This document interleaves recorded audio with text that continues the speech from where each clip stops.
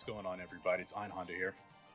I want to do a quick video, a little voice commentary, something a little different than usual, just to give my thoughts on the last, well, not necessarily last, but the last prologue stream for NGS before we get into the official release in June. So I wanted to go over a couple of things. They're going to be a little out of order based on how they were covered. So what we're going to do is we're going to start off with the level cap. As I know, for a lot of folks, especially maybe the global folks, given the pace, it's a little off-putting, but my thoughts on really what leveling means in New Genesis and the other things that we might want to think about as we progress through the game. The level cap starting in the first couple of months of NGS is going to be level 20. Might come as a shocker because for those who played the beta or for those who have been paying attention to the beta, level 15 was the cap. And so what's going on? Why do we have to wait till December or winter, might not be December, might be later, for that level 35 cap? So I think to start, we have to be aware of what leveling really means in New Genesis, especially as it compared to PSO2. In PSO2, a lot of the content, a lot of the things that you could do was level dependent. So what I mean by that is, let's say I wanted to go into ultra hard.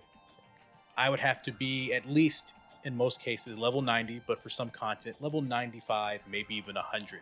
Things are a little different in NGS.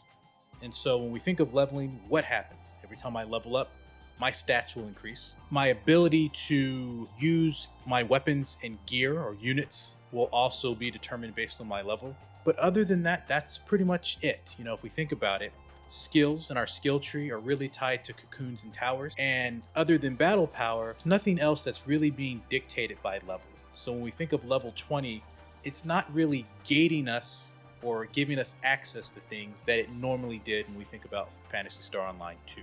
Now, with that said, battle power is probably the thing that we want to think about when it comes to hitting a cap. Battle power allows a lot more dimensions than a simple level does. And for what I'm seeing from the game, the developers might be gating, or not necessarily gating is the right word, but essentially scaling content based on battle power. What I mean by that is, take these two examples.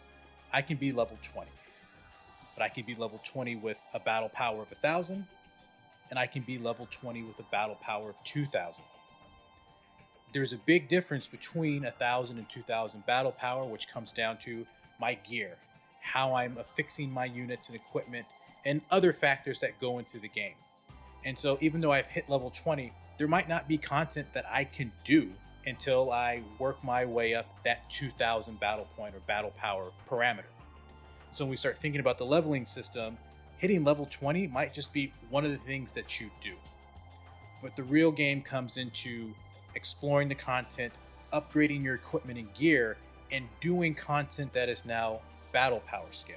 Another great thing about battle power that they could do is scaling up older content, which gives some longevity to that level 20 and all the things that you've done before. What I mean by this is, in the beta, the highest level tower cocoon, in this case, it was the Great Wall, level 10.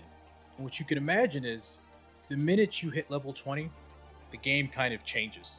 And let's say your battle power is 1,500 or 2,000, and now things are scaled. You're no longer fighting those level 10 enemies. Things are now reflective to a certain degree of what your battle power is. And so once again, there's a lot more things that we can do. It might open up more possibilities, adjusting enemy drop rates, even though I know right now in Cocoons and Towers, enemies didn't drop anything, but we never know how things change during the official release. The next point I want to bring up is class skills. Now, one of the things that was very interesting, which is a big departure from PSO2, was that there weren't that many main class skills.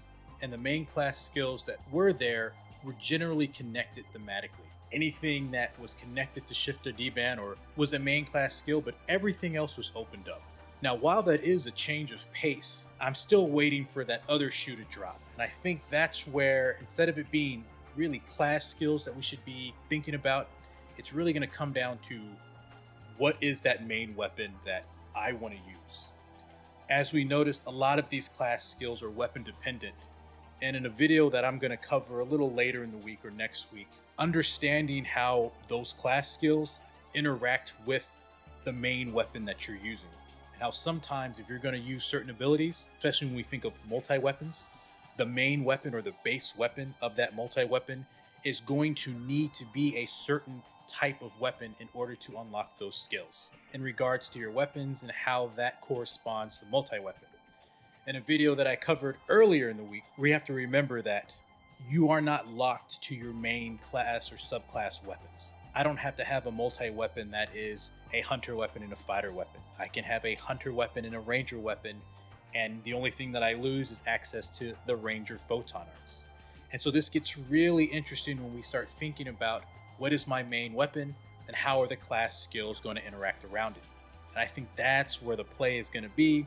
What I decide to do is going to kind of dictate the other things that I can do, and I'm going to have to be very particular about my equipment and the items that I bring in the battle. Speaking of items, preset abilities. Now, this is actually something that I find to be interesting, and I'm actually pleased that they're going down this direction and really focusing on itemization.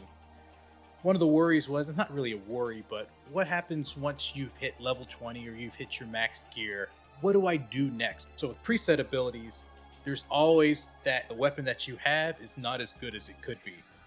But I'm also liking the potential variations that they can put on weapons and how that aligns to certain builds and what you're trying to do as a playstyle. And so definitely interested in hoping that this preset ability system is done well, as I plan on using it in the future.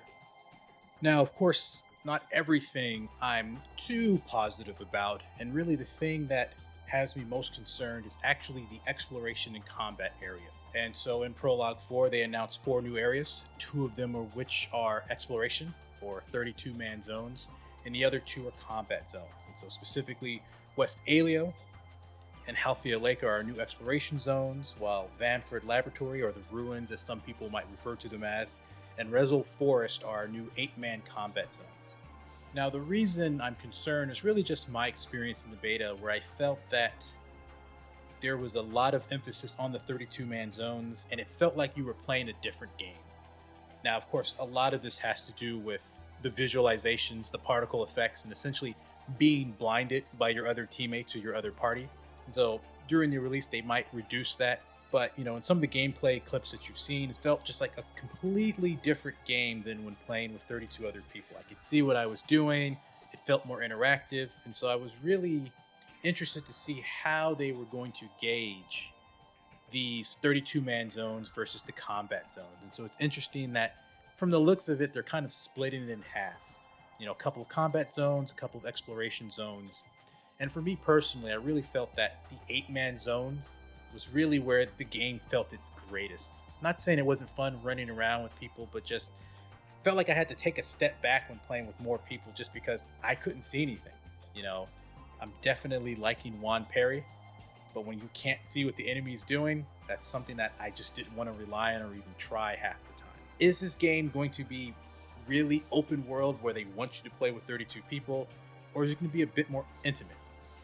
And I will be honest, 8 people I feel like is a good number, while 4 to 6 is probably that sweet spot, especially given the pace of the combat, how enemies are spaced out. So just something I'm going to look out for, and we'll see how things progress as we get into the official release. And before I forget, one of the things that really stood out, and I don't know if this was something on my end or if this was just the beta, but in those 32-man zones, I don't know if anyone else experienced this, but the sound was just very loud. I call it a bunch of red ants running around, each with their own personal megaphone. So I'm really hoping that they've also toned down not only the particle effects and the visuals, but also done some tweaking with the audio. But of course, not too sure about that, if that's something on my end or if it really was chaotic. So I'll definitely keep an eye out for that as well. And the last thing I'll call out is something that we actually don't have too much information about, and that is the Summoner class that's going to happen later down the roadmap in 2022. And the reason why I'm interested about Summoner is because the class did have a lot of problems in PSO2, and I'm glad that the developers acknowledge they are working on trying to figure out, what Summoner should be.